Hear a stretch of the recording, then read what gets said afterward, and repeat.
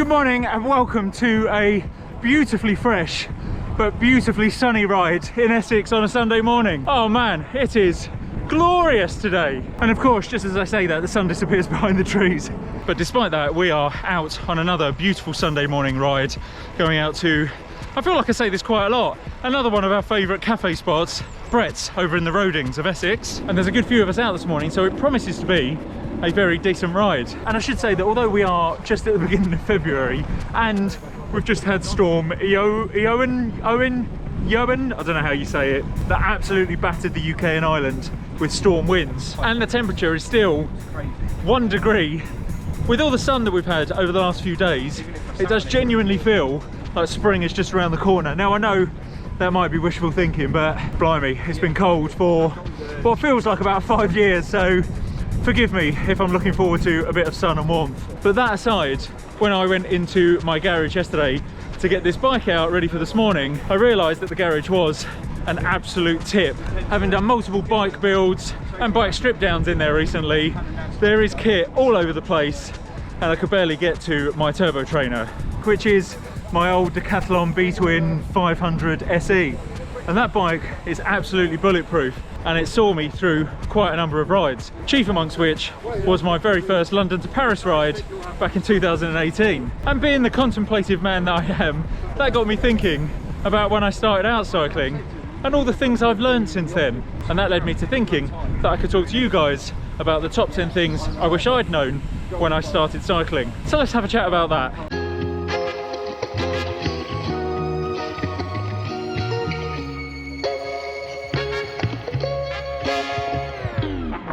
So starting off at number one actually refers back to my Triban 500 SE, and it's that you don't need a top-end bike when you're starting out. In fact, you don't even need a mid-range bike. That Triban cost me 260 quid from Decathlon, and I did absolutely thousands of miles on that thing, and it never faltered once. It was absolutely bulletproof, and still is, as it lives on my turbo trainer now, and sees probably not the most action in the world, but probably more action than the average 10-15 year old bike. So while it is lovely to have something carbon fibre, ultra light, ultra fast, it is absolutely not necessary when you first start out. A good sturdy bike and a proper mindset is all you need to start out with. And then as you get more into cycling, you can start upgrading different bits of it, or start thinking of getting a slightly higher end bike.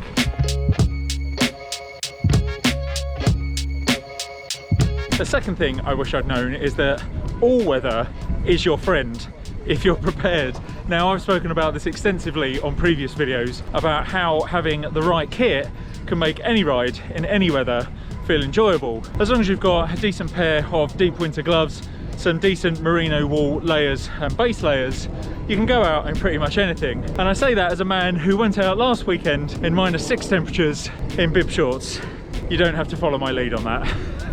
Unfortunately, I was about 2 years in to my cycling journey before I realised that you don't have to be a fair weather cyclist all the time. And I only realised that one day on a beautifully sunny autumn day when I had nothing to do, all my family were out and I had a day off work, and I thought, screw it, I don't normally, but I'm going to get out on the bike. It's a bit cold, but it should be alright. And boy am I glad I did head out, because the beautiful autumnal orange colours matched with the sun flying in from the side, it was an absolutely stunning ride, and I'm so glad that I headed out, because it really secured in my mind, why the hell am I only riding when it's sunny? Yes, it may be cold, it may be a little bit dark, but there are some truly beautiful rides and routes to be done in the colder weather. And when that sun finally does roll around, it feels like a real reward. Winter miles make summer smiles.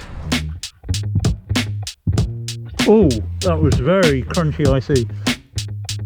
Well, that suddenly got very hairy. Very icy and crunchy under wheel. That is never good when you're on tarmac. Although this exact part of our route was the bit that was completely flooded back last year, and Jimmy decided to ride through. No way. Quite deep. So there's yet another bonus tip of things I wish I'd known when I started cycling. If a mate goes through a deep puddle, don't just follow him. Right, number 3, nutrition matters. Now, when I first started cycling, I just thought, well, you have your breakfast, you go out for a ride, and you can just ride as long as you want. If you're only riding for about an hour or so, that might be true. But when you start to build up the time, build up the hours, build up the mileage, you are going to want to think more seriously about what you're fueling your body with. Having something carby and with slow release carbs, something like porridge, before you go out for a ride is great, but then while you're out, having something like a banana or some kind of sandwich, and my friend Jimmy swears by a bagel squashed down, wrapped in tinfoil, put in your jersey pocket, that works wonders for keeping the energy up while you're out and about on the bike. Basically, you want to make sure that you're giving your body carbs every hour or so when you're out and about. And one big thing that I always used to forget as well is the water intake, and not just water, because when you're out on a hot day and you're sweating excessively, you do tend to lose some very important salts which need replacing, because otherwise you'll end up with dreaded muscle cramps. Let me tell you, they are not fun. So dropping a couple of electrolyte tabs in your water is definitely beneficial. And like today's ride, having a cafe stop mid-ride definitely helps. And it's all about being social as well. Bike riding should be a social endeavour. So sitting down with your mates for a cup of tea and a bacon sarnie, well, what's not to love about that?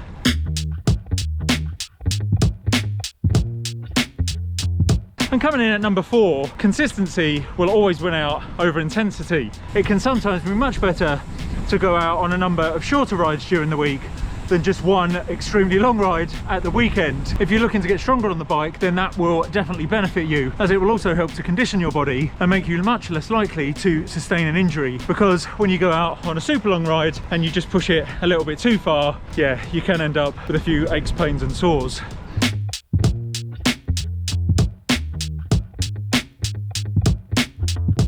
Jimmy gets very excited seeing that sign. Who knows when we're going to come across a couple of deer. Number 5 is that basic maintenance can save you a hell of a lot of money in the long run. Now, when you're just starting out, I'm not talking about the sort of full bike builds that I do sometimes on the channel. No, just a little bit of tinkering with your bike, tightening things up, putting new cables in, changing your brake pads and discs, stuff like that, and that will stop you having to spend precious money on getting a professional to do those things for you. Now, yes, you might have to spend out on a few specialist tools for some of the jobs that you might want to do, but as I say, in the long run, that will pay off, because you won't be periodically paying someone else to do those jobs for you, and you can use those tools time and time again. And who knows, eventually you might be building all your own bikes, and bikes for your friends like I do, and then you become very popular.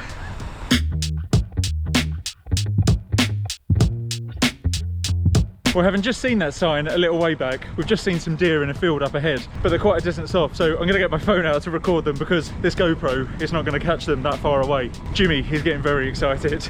Yeah! Come back!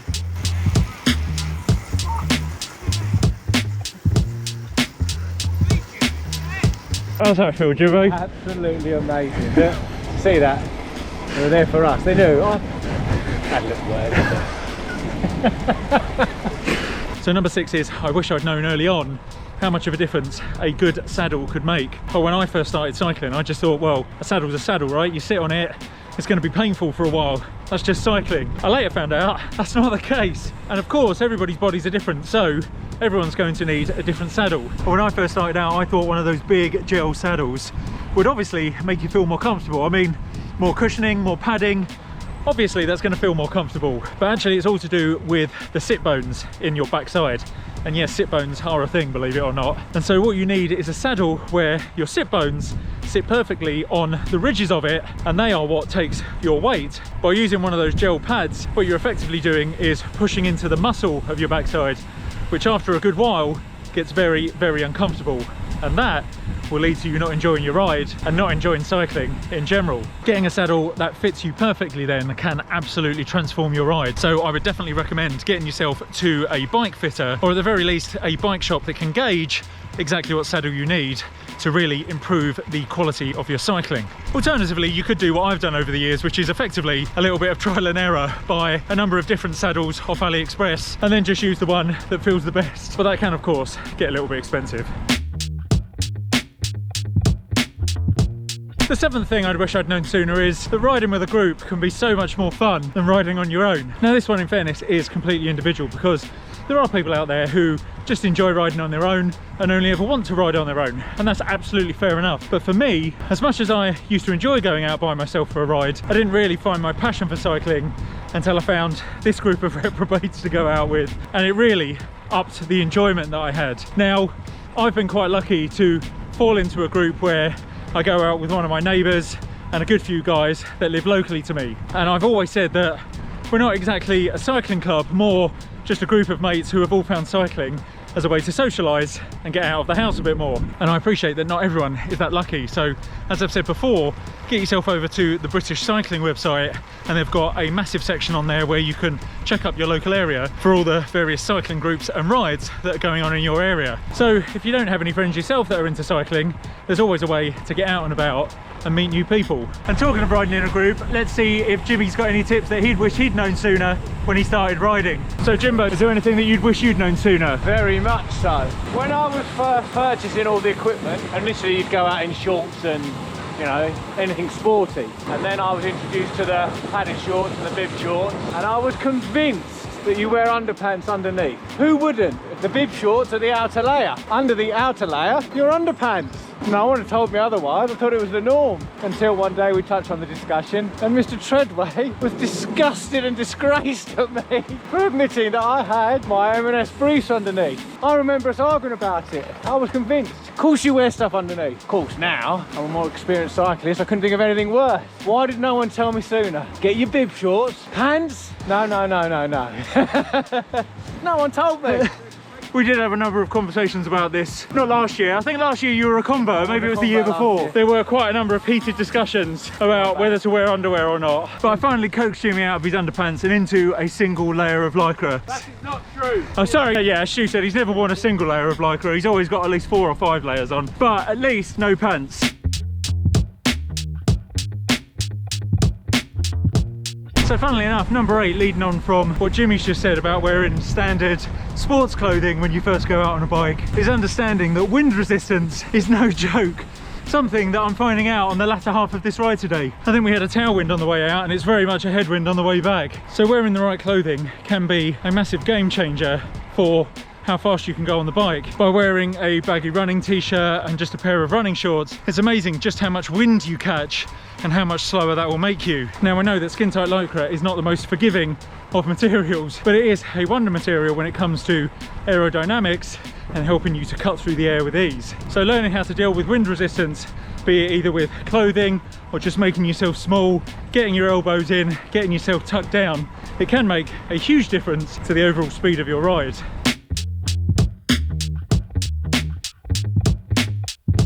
And then at number 9, as a completely contradictory point to number 8, speed isn't everything in cycling. Yes, it's nice to go out as far as you can, as fast as you can, but sometimes you just need to go out and enjoy the miles at a lovely leisurely pace. Now, most of the rides that we do as a group are what we call party pace, which basically means we go fast enough, or actually slow enough, to keep up a conversation and just enjoy the ride at a nice leisurely speed.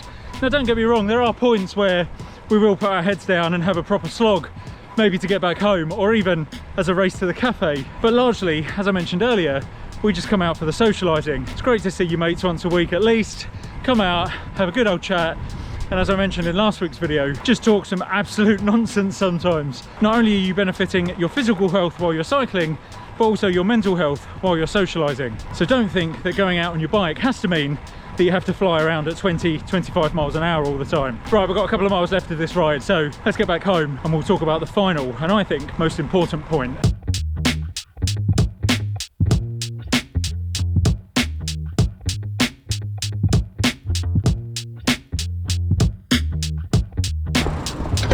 Right, so there we go, 55k done, so what's that, 32, 33 miles, and an absolutely wonderful day. The sun, unfortunately, did go in towards the end. It wasn't quite as sunny at the end as it started out, but you can't have everything. It wasn't too cold, it was about 2 or 3 degrees, so it's not the coldest it's been. But let me just put the bike down, have a sit down, and we'll talk about the most important thing I wish I'd known when I started cycling. Oh, right, well, the final thing that I wish I'd known sooner is that being mentally fit is much better than being physically fit. Now, don't get me wrong, you do have to have a certain amount of physical fitness, but there is a hell of a lot to be said for positive mental attitude when it comes to cycling. And I learned this most just before I went on my London to Paris ride last year. Now, if you watched a few of my videos back last year, you may well know that I did an FTP booster in the month run up to doing that London to Paris ride. And although that did make me physically fit, one of the biggest things it taught me was that no matter how tired you feel, there's always a little bit more in the tank to keep you pushing on. And I learned that because the way that the FTP builder training is structured, there's a lot of sprints, there's a lot of threshold sections, there's a lot of VO2 max, and there are parts where it tells you to sprint maybe for a minute and a half, and you might get to 45, 50 seconds in and you just think, I can't do this, I can't go on. And ordinarily you might just think, sod it, I'm stopping, I can't do it. But when you glance up and you look at the screen and you see, right, there's only 9, 10 seconds left to go, keep pushing, that actually translates massively out onto the road as well, so that when you're going up a hill and you think to yourself, I can't push any further, I can't do this, you know up here that you do have a little bit left in reserve to keep yourself pushed on. And so I would say having a good mental fitness regimen is much better than having a good physical fitness regimen, because actually the physical follows the mental rather than vice versa. And as I've said many times before, having a good mental attitude out on the bike is a massive benefit, because even on days like today when it was at points freezing cold, icy on the roads, if you think of your ride as an adventure and you frame it as I get to come out in this rather than I have to come out in this, then it will just help to push you out more on the bike, get you out more often, and then, as I say, the physical fitness will follow. So there you go. What do you think? They are my top 10 things that I wish I'd known sooner when I started cycling. But have you got any that differ to that? Let me know in the comments below, and you could just help someone else who's watching this video when they're reading the comments. So I'm looking forward to seeing what your suggestions are. But otherwise, thank you so much for watching. Hope you found this one useful and interesting as ever, and I will see you in the next one. Take care, guys. What are you doing, Pete? Fixing Bullet's chain. Bullet, what happened? Well, I thought I was good at fixing bikes. That's the problem. You thought about fixing a bike. Stu, what do we do when we think about fixing a bike? What do we do? Oh, Peter!